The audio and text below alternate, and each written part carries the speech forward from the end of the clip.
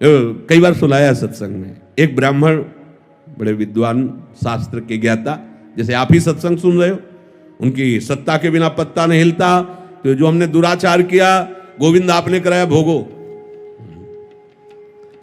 अच्छा किया मैंने किया, बुरा किया गोविंद ने किया। और जबकि शुरुआत होती है कि अच्छा किया तो आपने, बुरा किया तो ये मेरा कोई अहंकार है, मेरी कोई वासना है। वो सच्ची बात है, सच्ची बात है। कोई न कोई अहं आप बचाए रखे हो, उसी से हो रहा है। चाह किसको पैदा हो रही है? न स्वरूप में चाह है, न प्रभु में चाह है।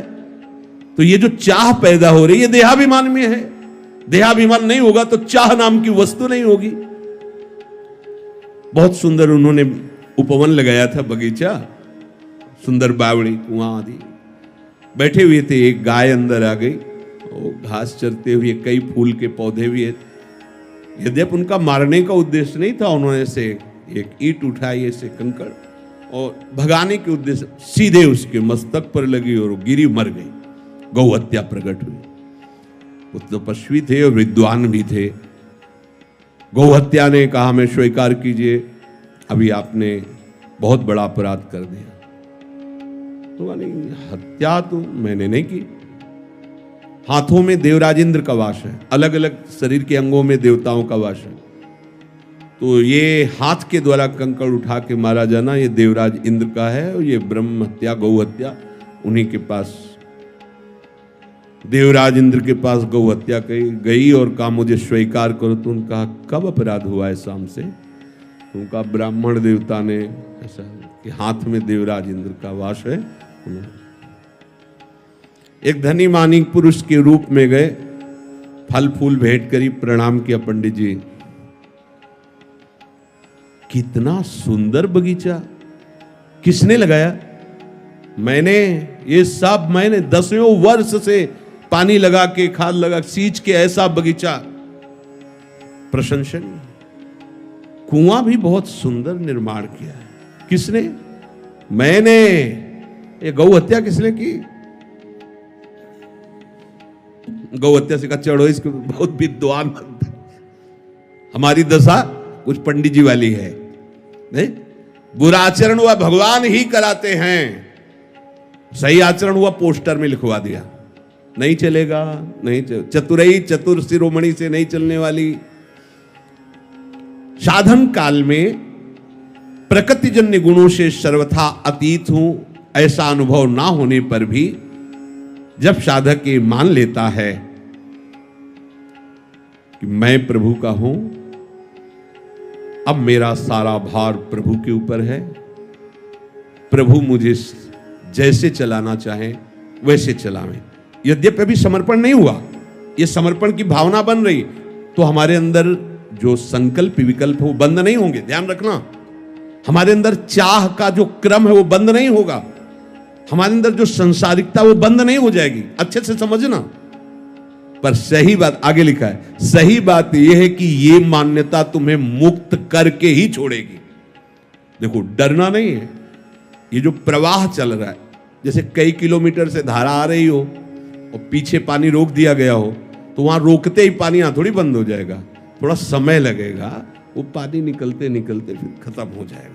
ऐसे ही सृष्टि चक्र में कामना वासना का प्रवाह चल रहा है। अब इसको हमने सही मान्यता के द्वारा रोक दिया, प्रवाह को। मैं नहीं करता हूं। ये शरीर, ये मन बुद्धि बहुत सूक्ष्मता से देखो, सब प्रभु के हाथ में है, तुम्हारे हाथ में नहीं। सब कोई चाहता है ऐसा सुंदर रूप हो कि सामने वाला देख के मोहित हो जाए, पर ऐसे क्यों हो? क्योंकि तुम्हारी चाह के अनुसार थोड़ी सब हो जाएगा। सब चाहते हैं कि सर्वांग सुंदर, स्वस्थ, अजर, अमर, सब भोग हमें ही मिल जाए, सबका स्वामी मैं बनूं। ऐसा तुम्हारी चाह से थोड़ी हो रहा है। देख लो, जब तुम्हारी चाह से कुछ हो ले रहा है तो चाह क्यों करके फंस रहे हो? ऐसे हो जाओ। पर अज्ञान के कारण पूरा संसार इसी में लगा हुआ है, पूरा संसार वह भटके जा रहा है, दौड़े जा रहा है। अब आपने उस प्रवाह को रोका, बिल्कुल सच्ची से समझ लेना। अगर ये बात हृदय में बैठा लोगे तो आज ही मान लो कि अब तुम्हारा फाइनल ठीक हो गया। आगे आपको अनुभव में, अभी अनुभव नहीं है, धारा है रुक गई है, पर प्रवाह वो अभी धीरे धीरे धीरे जब वो जहां से रुका वहां से यहां तक का जब पानी निकल जाएगा तो आपको अपने आप दिखाई दे देगा रुक गया, पर वो तत्काल की और एकदम दिखाई दे कि निर्वासनिक हो, ऐसा नहीं है। हमारे अंदर वासनाओं का प्रवाह हो रहा है, हमें अच्छा बुरा भी लग रहा है, कामनाएं भी हैं, पर हम अभी जीवन मुक्त हो सकते हैं। बिगड़ी जन्म अनेक की अब ही सुधरे आज हो, समझना इस बात को। क्या? प्रभु के सिवा मेरा कोई नहीं। मान लीजिए प्रभु, हे प्रभु आप मान लीजिए कि प्रभु के सिवा आपका कोई नहीं है। अंदर से देखिए, आप अपने जीवन का अधिकार केवल प्रभु को दीजिए। अब वो हमारी प्रशंसा करवाएं, निंदा करवाएं, हमें ऊंचे बैठाएं, नीचे बैठा ले, स्वस्थ रखें, अस्वस्थ रखें, कामना युक्त रखें या निष्काम रखें, आपका प्रश्न खत्म हो जाना चाहिए।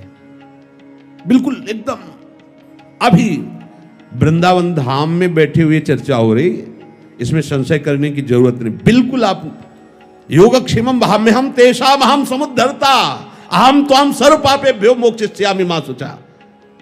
ये हम नहीं कह रहे, वो कह रहे हैं जिन्होंने सृष्टि सर्वधर्मान परित्यज्य माम एकम शरणम व्रज अहम त्वाम सर्व पापेभ्यो मोक्षयिष्यामि मा, मैं तुम्हें निष्पाप करूंगा, करूं सत्य ते साध, मैं तुम्हें साधु बनाऊं। काहे को बोझा लिए घूम रहे हो? ऐसे डारी भार पे भार परम धन राधा नाम निश्चय करो। मेरे शरीर का, मेरे अंतःकरण का, मेरे स्वभाव का अधिकार केवल प्रियाजू को है। बस ये तीनों शरीर तन वांग मनोभीर अमलई, फिर सोहम तवयु, बिल्कुल सिद्ध सिद्धांत।